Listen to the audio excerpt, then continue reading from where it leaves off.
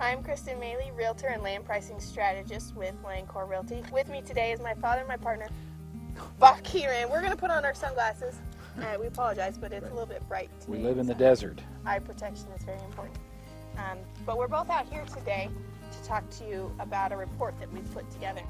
It's 20 of the most frequently asked questions that buyers or sellers will ask. And we think the information contained in this report is very valuable. What we want to talk about is just 3 of those today. What is seller financing? Yeah, so seller financing, it works almost like a bank does. You negotiate with the seller the down payment, the interest rate, the monthly payment, and how long the term is going to be.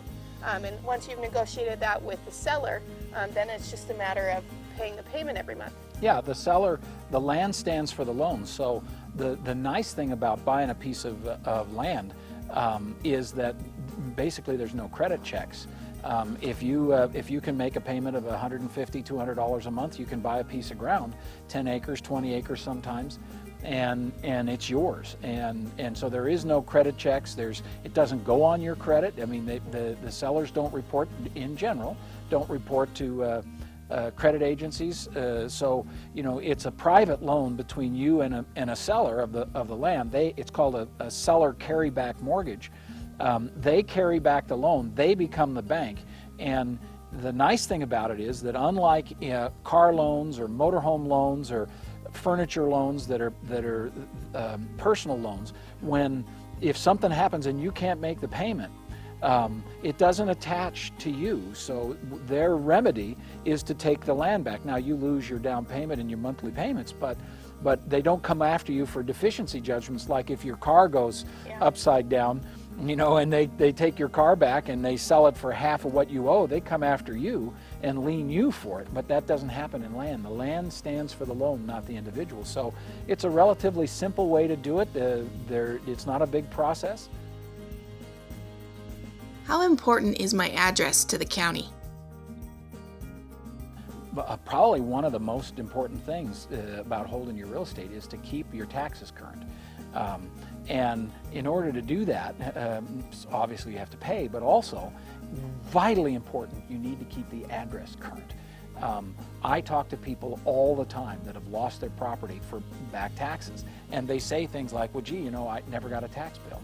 Well, surprising to know that the county's not responsible to send you a tax bill. No, you are responsible to pay the county the taxes, but they aren't responsible to track you down. Right, a lot of people don't know that. Yeah, and what you'll find is when you purchase the property on the grant deed, and the title company fills this out for you, but on the top left-hand side is where you fill out your name and your address. Now the county uses that address on the grant deed to put in their files as the address on file to send your notices and your tax bills. Now, if that address is not correct, or if you move at any point after that, you need to contact the county and update those records. Yeah, absolutely, because after about 5 years, they're legally able to sell your property for the back taxes. And here's something that people don't realize.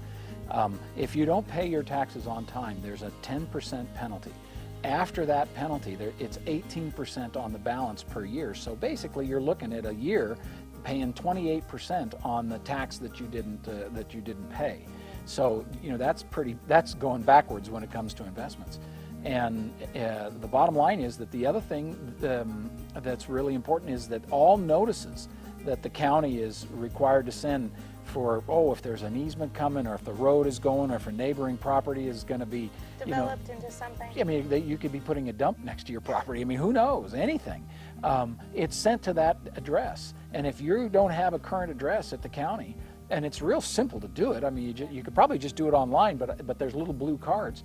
You're not going to get the notices of anything around your property that's going on, or you're not going to get the tax bills, in which case you can make some serious mistakes. So it is vitally important to keep that address current, so that if you don't get your tax bill, you know that there's something wrong, because they send them out every year and they're good with sending them the proper addresses that they have. Do I need a surveyor? A survey is done by a professional surveyor. That person is certified by the state. He does it to 2/100 of an inch.